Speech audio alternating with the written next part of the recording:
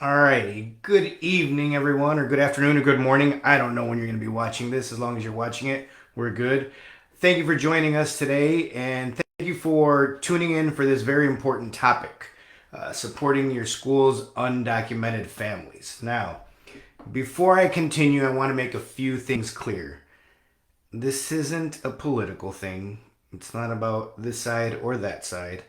It is about what the law says. Now, when we're talking about the law, Plier versus Doe, I had to make sure I had it right, ensures that our students are able to attend school. We don't require asking for documentation, social security numbers, any of those things.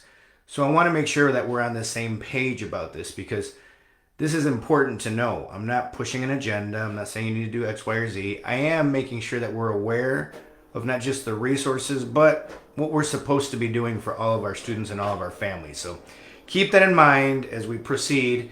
And it's going to vary by state. I mean, if you're in Oklahoma versus Illinois versus New York versus Texas, it's going to vary. There is no one catch all for this. So keep that in mind. You're going to have to check your state to see what is and isn't permissible, your own Department of Education within your region, even just your school district. So I want to make sure that I make those things clear before I continue, okay? So again, thank you. And for the two of you that are tuning in today, if you could at least comment in there to make me feel like I'm not just talking to myself. And if not, you'll watch it later and comment then, I hope. Just let us know what you thought or if it was beneficial, okay? So let me start off with the most essential parts without having to know all of the resources, the law, what you can or can't do. Here's the most important part. We need to build trust with our families. I'm telling you from experience, some of these families don't even want to send their students to school, let alone go to a family engagement event in the evening or on the weekend. There has to be some sort of trust, and we have to rethink how we're delivering programming, because if this is the case, maybe we need to go back to virtual, send short videos, but we need to build trust. And this is bottom line. If you've seen any of my family engagement videos, the first thing that I tell you, work on that relationship. That's the most important piece. So let's make sure that we're doing that. If I trust you, I'm more prone to go to you, to ask you questions, to check in with you, to let you know what's going on. Listening. Sometimes as school officials, we become the school parents and we just talk, lecture, give resources, tell them what to do, tell them where to go. We need to work on listening more because I hate to say this, but it's the truth. There is a school official somewhere that is finding out for the first time that one of their students or their families is struggling because of their status. Some of us had no clue. And if you're not listening, you're not going to catch some of the clues because sometimes they don't say it out loud, but they may say, you know what, well, we're not eligible for that, or we can't go to that, or we're not allowed to do that, or we can't apply for that. They're trying to let you in, so you need to listen to some of those clues sometimes. You need to be respectful. If we don't respect where they're at, where they're coming from, or even that they're sharing, don't expect them to share again. It's just the truth. We need to be respectful. And again, it's not about politics. It's about giving our students what they deserve and what is their right. Okay? And then lastly, it's support. Look, I have to be frank with you. Again, you do not need to know all of the laws to be supportive. You do not need to know what changed from Monday to Wednesday, which is happening right now often, to be supportive. If they trust you, if you listen to them, if you're respectful, and you show support, regardless of what you're trying to do, our families are going to look for you some more. Our families are going to lean into you some more. And that's what we want. Ultimately, it's what we need to do. So I wanted to make sure that I started off with that because I feel those are the most essential pieces or parts, components, however you want to say it, to make sure that our families are feeling like they can go to you. Does it mean they're going to show up all the time? Does it mean that they're going to be more engaged? I don't know. It may or may not. But does it mean that they might trust you some more? Yeah. Does it mean that they'll talk to you because you'll listen? Yes. Does it mean that they'll feel seen, appreciated, respected? Yes. And more importantly, does it mean that they'll feel supported? Absolutely. So let's get into this long list. And I had to make notes to make sure I had this right, people. So bear with me, okay? So the first one is actually the School Superintendent Association. And it has resources for K through 12. This is the School Superintendents Association. I'm pretty sure they're familiar with how schools work, the law, what is or isn't permissible. That's a great resource to start off with. Then if you go to Informed Immigrant, and again, you can just Google these. We kind of put it that way in this particular one. Informed Immigrant, they share resources on lawyers, on DACA, and on, more importantly, know your rights. If you're not familiar when someone says that, know your rights just means for our undocumented population to know they don't have to answer questions. For example, if there isn't a warrant, they don't need to open up their doors. Those are part of know your rights. We need to help them out because sometimes they don't know.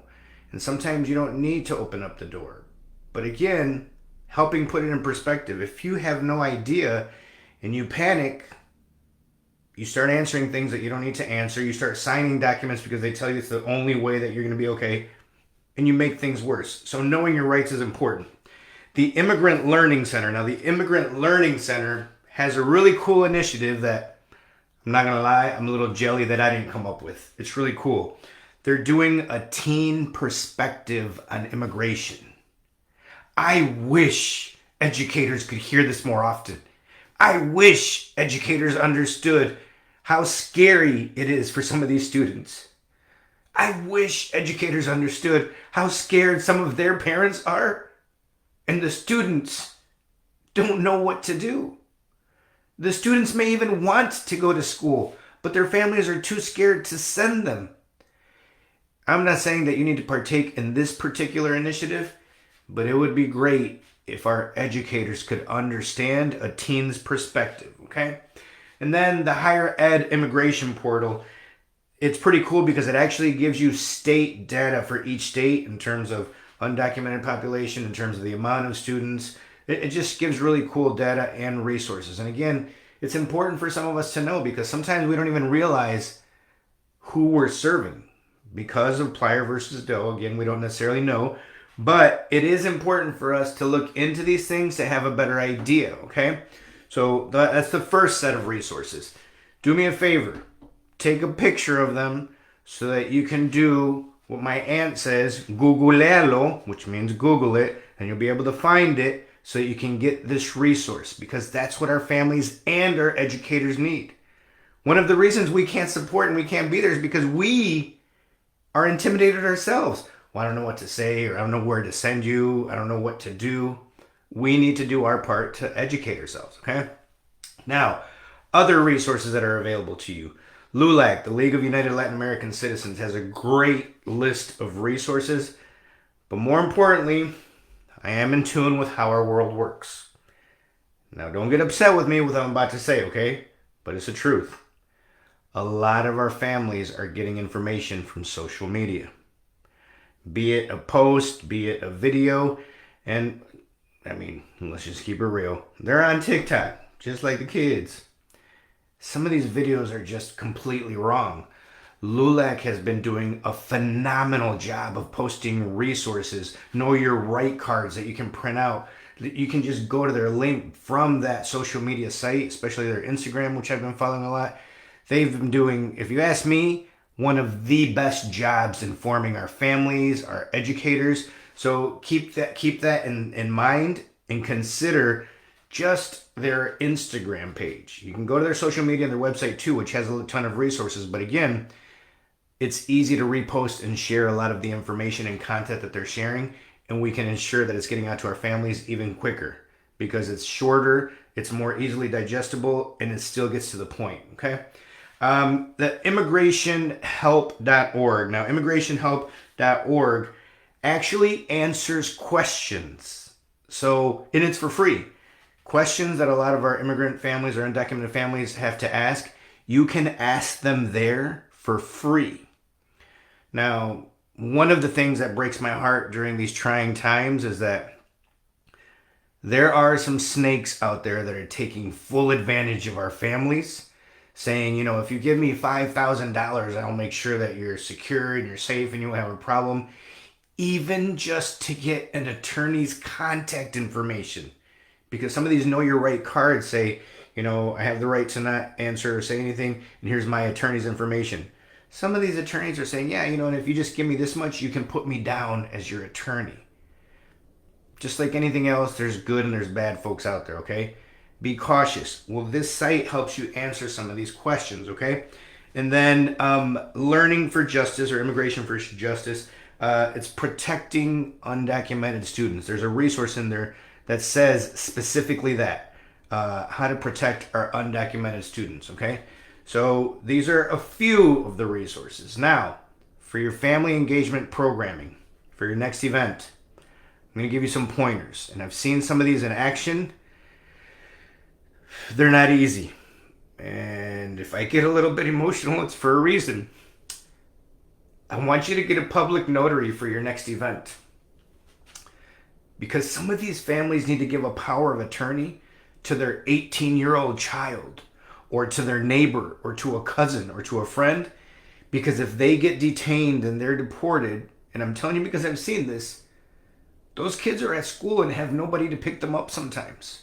In some of these cases, they don't have family members besides their siblings or parents where they live. They have to have a plan of action in the case that something happens. This is just like a will. We don't want to do it because it's a little uncomfortable and it's a little sad and we don't want to address it, but we have to. So get a public notary, get a bilingual, trilingual, I don't know how many languages you're going to need, speaker, so that we can try to communicate in their own native tongue. An immigration specialist. All communities have somebody. But I'm going to ask you to do me a favor. Don't let them loose. Here's what I'm saying about this. They'll want to give 2 hours worth of information in 15 minutes and just talk. Just like you and me, if you want someone not to absorb anything, just talk to them nonstop. It's not the way to go. They're not going to absorb the content. So make sure that you're giving them breaks, that you're asking questions, that you tell them, you know what, can we do it in small pieces, in small doses, maybe an activity, maybe a Q&A every 5 minutes, something like that, okay? Speaking of Q&A, have a long Q&A. There's a ton of questions that are going to be asked. And for example, just because there's a resource from the Mexican consulate, it doesn't mean that there's one for the Guatemalan consulate or other different, countries. We need to understand what's out there, what's available, what can or can't be done. And then lastly, a school point of contact. They need to have a school point of contact that they can reach out to, they can communicate with. And in some of these cases, depending on where you're at, it might not be your family engagement specialist. It may be the front desk staff. It might be a teacher that's more familiar, that speaks the language, or maybe just knows the family and is a phenomenal teacher, and they've built a good relationship with those families. So they're more willing to go to them because they trust them, because they know them. So I know that this is a lot and a lot of resources, but here's the bottom line. We need to prepare for the worst sometimes, because that lets our families know, wow, they're really helping us come up with a game plan. I recently went to an event that my wife hosted. They had 3 public notaries. And to see the stress on them having to sign a power of attorney to say, hey, if I'm not here, this 19-year-old's in charge, my neighbor's in charge. It isn't easy, but it is a way to help our families and show them that we're there for them, that we're supporting them, that we're encouraging them. And it is very difficult because I understand not all families are going to be able to, share or say what's going on. I want to make sure that we're doing a good job making our families feel seen, appreciated, and respected. And you know as well as I know, some of those students are some of our best students. But I keep it real. Some of them could maybe do a little bit better. It's okay. but we have to serve all of them, support them, and encourage them. Okay? So thank you for tuning in, and I hope that these resources are helpful to you. And our next live will be on March 11th. So tune in. We had to change date again because of work. And I'm going to end by saying this. I am not an expert in this field. This is not my strength. But we can all do our little part to try to help educate, support, and encourage. And by giving little tidbits, not just myself, everyone else, we can ensure that we're all doing a better job. So I'm going to ask you, our Family Engagement Hub community, please post a resource. Please post some events, anything that you've done to help our families, because it's going to help everybody else. Hope this is beneficial, and we will talk to you again March 11th. Make sure you leave a comment. Let us know if you watched, if you like my new hairdo, anything that you noticed from today. Make sure that you comment, because we want to make sure that these are beneficial and they're useful. Thank you very much, and have a great evening, everybody. See you later. Bye.